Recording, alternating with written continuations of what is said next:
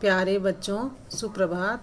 आज हम हिंदी कक्षा 8 पाठ 6 भगवान के डाकिए का सस्वर वाचन करेंगे। आप भी मेरे साथ बोलेंगे। पक्षी और बादल। मैं एक पंक्ति को 2 बार बोलूँगी, आप भी मेरे साथ बोलेंगे। पक्षी और बादल, पक्षी और बादल, ये भगवान के डाकिए हैं, ये भगवान के डाकिए हैं, जो एक महादेश से दूसरे महादेश को जाते हैं, दूसरे महादेश को जाते हैं। हम तो समझ नहीं पाते हैं, हम तो समझ नहीं पाते हैं, मगर उनकी लाई चिट्ठियाँ, पेड़ पौधे पानी और पहाड़, पेड़ पौधे पानी और पहाड़ बाँचते हैं। फिर से एक बार इस अनुच्छेद को दोहराएंगे।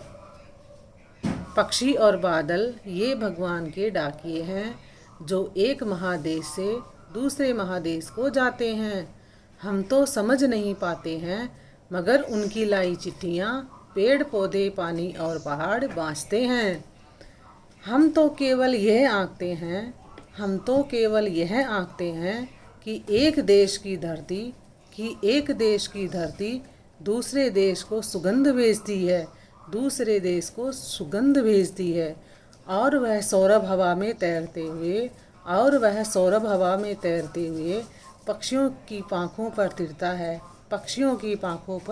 है, और एक देश का भाप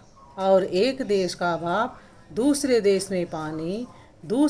में पानी बनकर गिरता है। फिर से बोलेंगे। हम तो केवल यह आंकते हैं कि एक देश की धरती दूसरे देश को सुगंध भेजती है, और वह सौरभ हवा में तैरते हुए पक्षियों की पाँखों पर तिरता है, और एक देश का भाप दूसरे देश में पानी बनकर गिरता है। रामधारी सिंह दिनकर जी की लिखी गई ये कविता है। इसका हम सस्वर वाचन करेंगे और इस कविता को याद करेंगे। अगले भाग में हम इसका भावार्थ सीखेंगे। तब तक बच्चों इस कविता को याद करें। धन्यवाद।